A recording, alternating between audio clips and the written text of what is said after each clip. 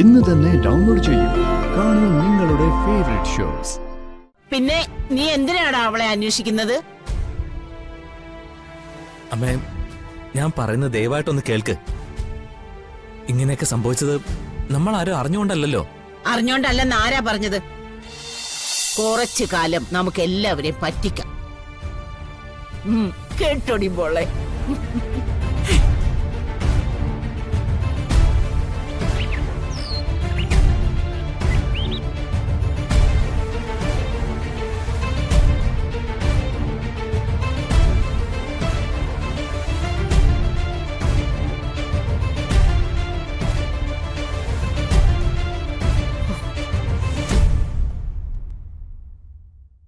ഉർവശി പറഞ്ഞപ്പോ ആദ്യം എനിക്ക് വിശ്വസിക്കാൻ പറ്റിയില്ല.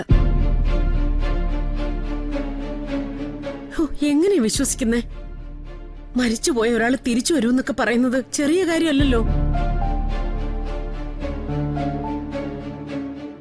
പ്രിയങ്ക എവിടെയാണെന്ന് അന്വേഷിക്കണ്ടേ?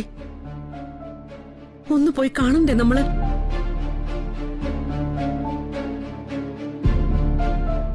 പരമേശ്വരേട്ടൻ എന്താ ഒന്നും മിണ്ടാത്തത്? എന്താ അമ്മേ? മരണം മറികടന്ന് ഒരാൾ തിരിച്ചു വരിക എന്ന് പറയുന്നത് സന്തോഷമുള്ള കാര്യം തന്നെയാണ്. പക്ഷേ പ്രിയങ്കയുടെ തിരിച്ചുവരവ് മരണത്തെക്കാൾ ആഴമുള്ളതാണ്. പ്രിയങ്ക എങ്ങോട്ടാ തിരിച്ചു വരുന്നത്? കണിമംഗലത്ത് പ്രിയങ്ക പോയ അവസ്ഥയാണോ ഇപ്പോ ഉള്ളത്? നിയമത്തിന്റെ കണ്ണിലൂടെ നോക്കിയാല് പ്രിയങ്ക വരുണിന്റെ ഭാര്യ. പക്ഷെ വരുൺ രാധികയോടൊപ്പം സന്തോഷമായിട്ട് ജീവിക്കുക. ഇതിനിടയിലേക്ക് പ്രിയങ്ക കയറി വന്നാല് എന്താ സംഭവിക്കുക? വരുണും രാധികയും ഒന്നിച്ചുള്ള ജീവിതത്തിന് പ്രിയങ്ക തടസ്സമാവാൻ പാടില്ല. ഒരു തരത്തിലും നമുക്കത് അംഗീകരിക്കാൻ പറ്റില്ല. തനിക്ക് പറ്റുമോ? അതിപ്പോ ഞാൻ എന്താ പറയാ?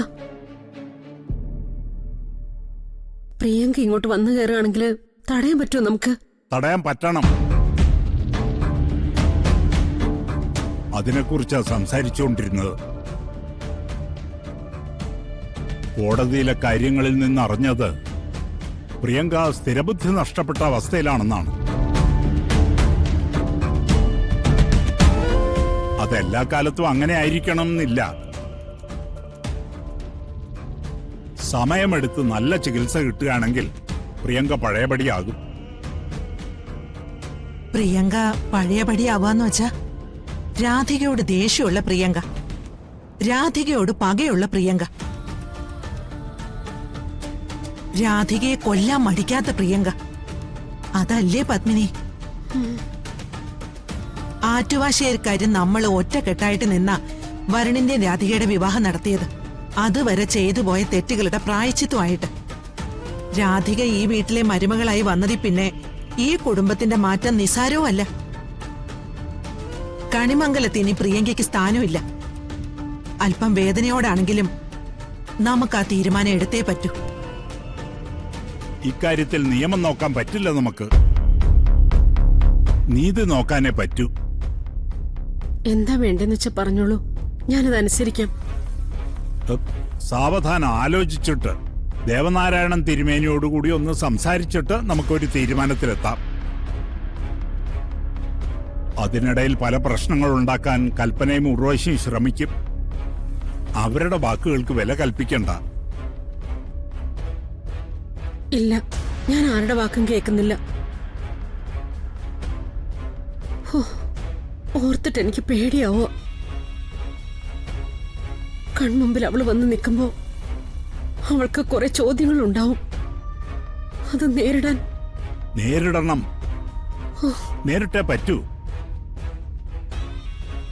തിരിച്ചു കിട്ടിയ ജീവിതം ആ കുട്ടി ആസ്വദിക്കട്ടെ. അതുപോലെ രാധികയ്ക്ക് കിട്ടിയ ജീവിതം അവൾ തുടരുകയും വേണം.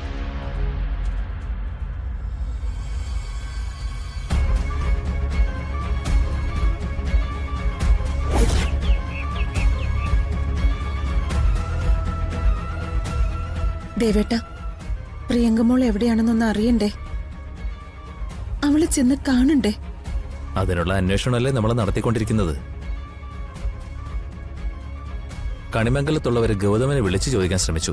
അവൻ ഫോൺ എടുക്കുന്നില്ല. പിന്നെ ഉള്ളത് അമ്മയാ. അമ്മയെ എത്രയോ തവണയായിട്ട് നമ്മൾ വിളിച്ചുകൊണ്ടിരിക്കുക. ഒന്നുകൂടി ഒന്ന് വിളിച്ചു നോക്ക്.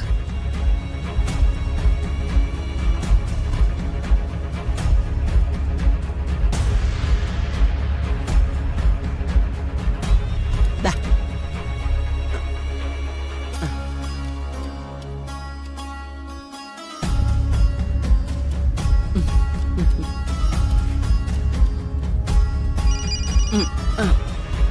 ദാ.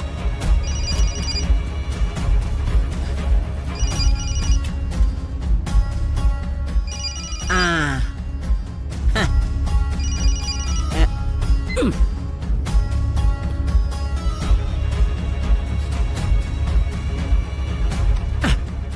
എല്ലാം അറിഞ്ഞു കഴിഞ്ഞിട്ട് വിളിക്കുക നിന്റെ അച്ഛൻ ദേവനാരായണൻ. എന്നെ കൊന്നാലും ഞാൻ ഫോൺ എടുക്കില്ല. മുത്തശ്ശി, ഫോൺ എടുക്കാതിരിക്കുന്നത് അപകടമാ. എന്ത് അപകടം? എടി, നമ്മൾ ഈ ആശുപത്രി രഹസ്യമായിട്ടാ കിടക്കുന്നേ. അത് നിന്റെ അച്ഛൻ എങ്ങനെയാ കണ്ടുപിടിക്കുന്നേ? മണ്ടത്തരം പറയല്ലേ മുത്തശ്ശി. നമ്മൾ ഈ ആശുപത്രിയിലേക്ക് വന്നതേ കോടതിയിൽ നിന്നാ. കോടതിയിൽ അതിനുള്ള കൃത്യമായ തെളിവുകളും ഉണ്ട്. അതുവഴി അന്വേഷിച്ച അച്ഛനും അമ്മയൊക്കെ കൃത്യമായി ഇങ്ങ് വന്ന് കയറും. ആ അത് ശരിയാണല്ലോ. അത് ഒഴിവാക്കാൻ എന്താ ഒരു മാർഗം? ഒറ്റ മാർഗമേ ഉള്ളൂ. മുത്തശ്ശി ഫോൺ എടുക്കണം, എന്റെ കൂടെ ഉണ്ടെന്ന് പറയണം. പിന്നെ എനിക്ക് സുഖമാവുമ്പോ നമ്മൾ ആറ്റുവാശ്ശേരിയിലേക്ക് തിരിച്ചെത്തിക്കോളാം, അതുവരെ അന്വേഷിച്ചിറങ്ങരുതെന്ന് പറയണം. അങ്ങനെ അഥവാ ഇറങ്ങിക്കഴിഞ്ഞാ നമ്മൾ നാട് വിട്ട് കളയൊന്നും പറയണം. പിന്നെ അച്ഛൻ ഒന്നിനും ശ്രമിക്കില്ല.